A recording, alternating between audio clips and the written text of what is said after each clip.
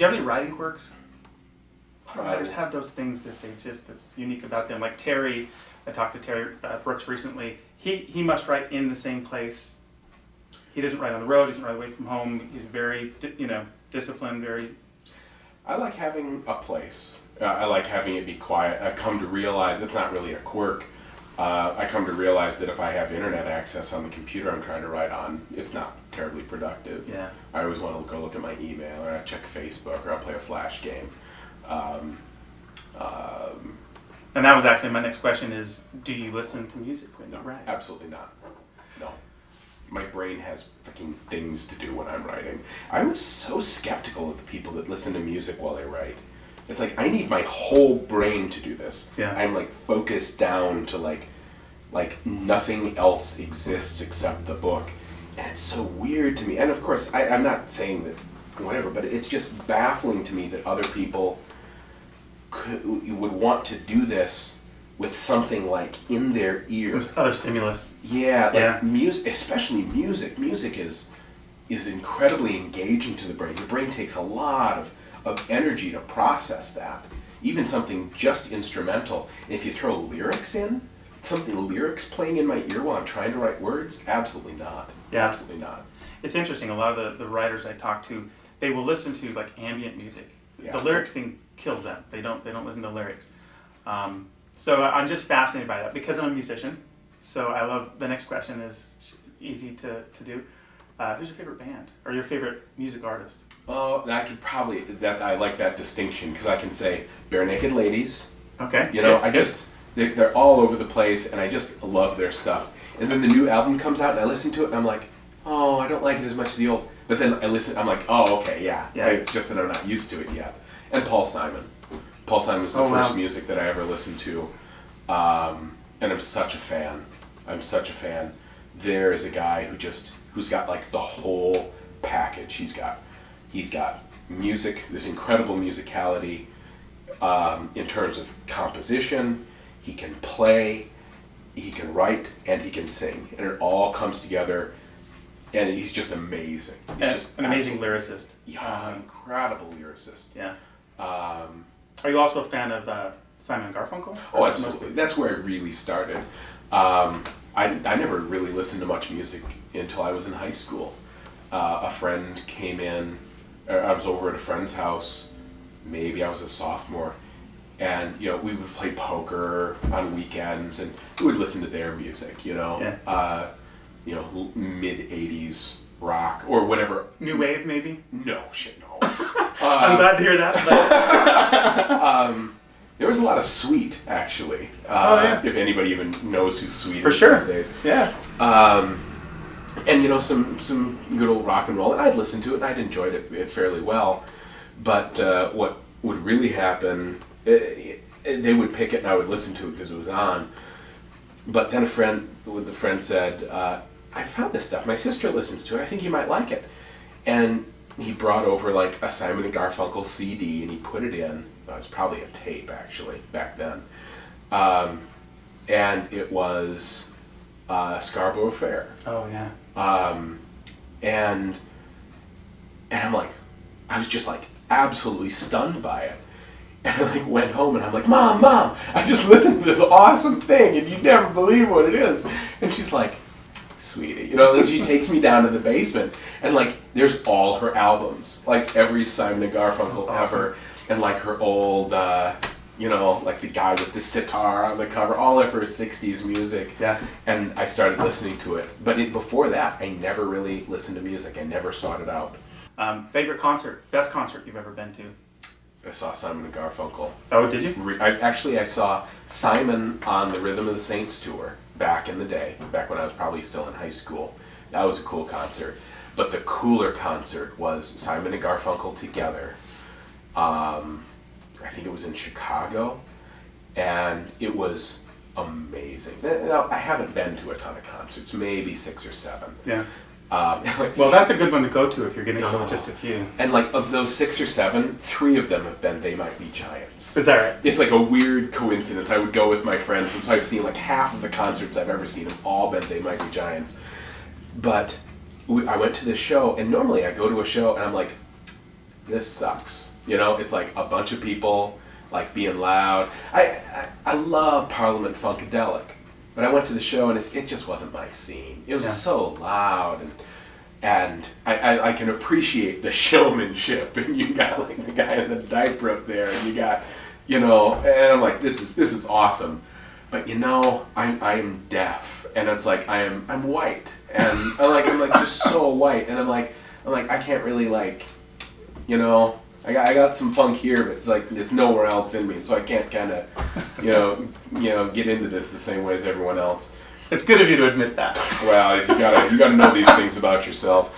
But then I'll go to this Simon and Garfunkel concert, and the stadium is packed. It is absolutely full, and you have never been to a concert where you've seen so many parents with their kids, or grandparents and parents and kids. Yeah.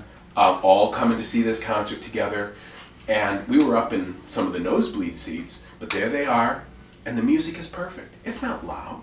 You don't have to blare music. You're coming to listen to it, not, you know, the people across the road in the parking lot don't need to hear it. Yeah. And it was so great, and they did this great show, and they sang the new stuff and the old stuff, and then they talked about their first song together, "Hey Schoolgirl," that they wrote back in high school.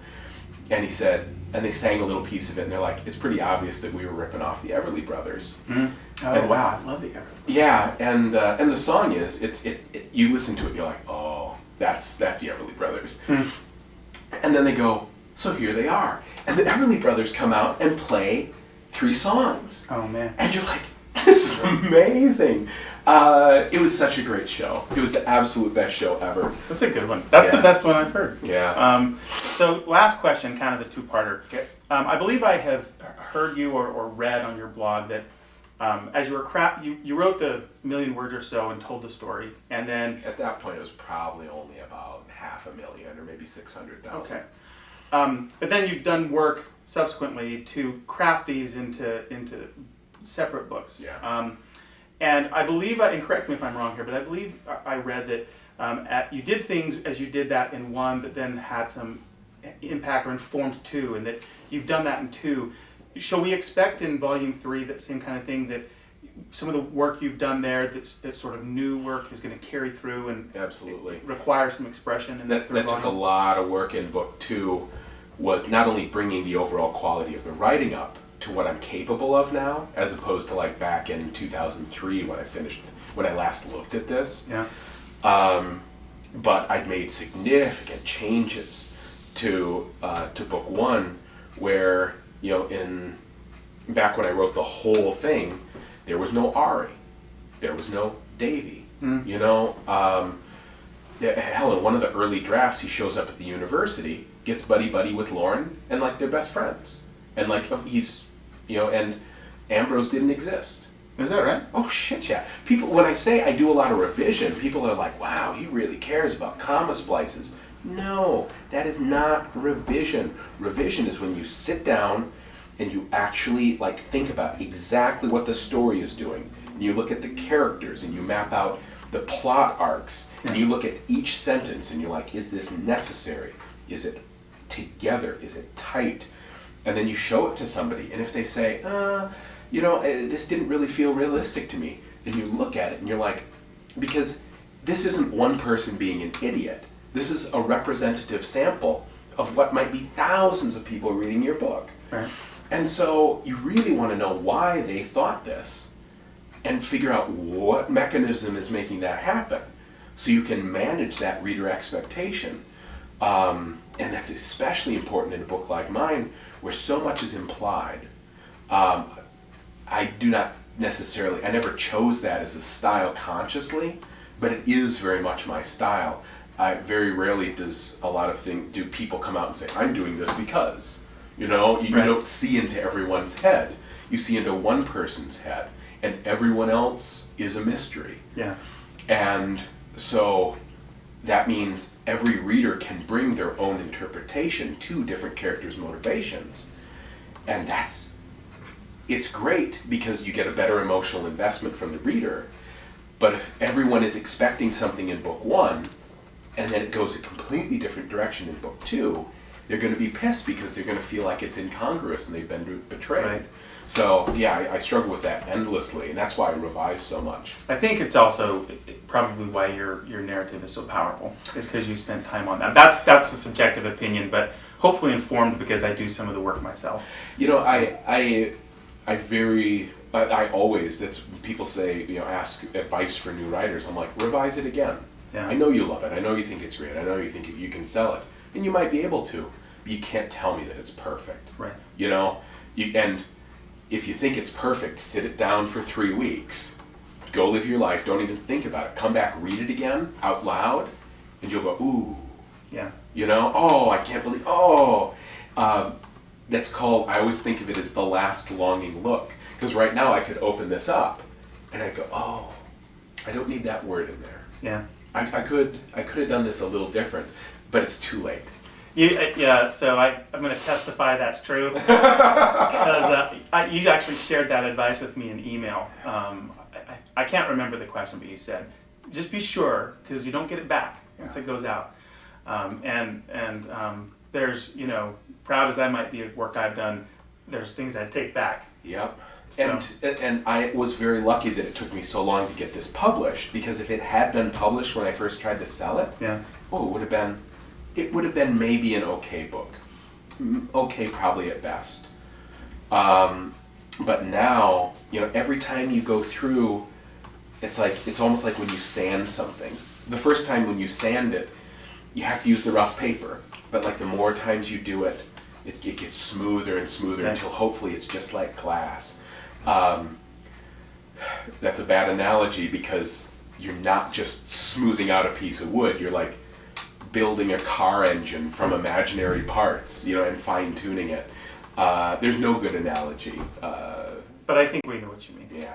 So the last part of that same question then is, so what's next seems to be that once you're through with the work you've got to do to support this recent novel, working on the third one. Yeah. Is it fair to ask you beyond that, or should we? Oh, I've got a few ideas for a couple other novels. There will be more stories in this world, but this is 3, 1, 2, 3 books. Yeah. Seriously. I'm a firm believer of the fact that stories need a beginning and an ending, and that's part of what makes Sandman so great. Oh yeah. And that they were just willing to back a dump truck of money up to Gaiman when he was wrapping up that series. Because I think it was their best-selling title. And in comics, you never end a successful franchise. You milk it, and then you give it to a bunch of different artists and writers until it's crap and it's dead and everyone hates it. Yeah. But he didn't. Gaiman wrote it. He wrote it and built it in this marvelous arc, and then the end. Seriously, the end. Yes, the end. And that's what makes it such a great work that stands. It can be eternal now. Mm-hmm. Because, if it went on forever, you could screw it up. And honestly, I could screw up this third book, and it would wreck the whole story. So I need to get this third one right, and then I can put it aside and do some other things. But I really can't relax until this one's perfect. And finished and out there forever. So. Well, I think I speak for a lot of your fans that the time you take is appreciated, because the story it feels effortless when you read it, and it feels comfortable. And these are not words I use lightly, because there's a lot of fiction I enjoy that don't have those qualities. So thank you for taking some time to talk with me. Well, thank you. These are great questions. I haven't answered a lot of those before. And we will be seeing you soon. You betcha. Let's sign some books. All right. Thanks.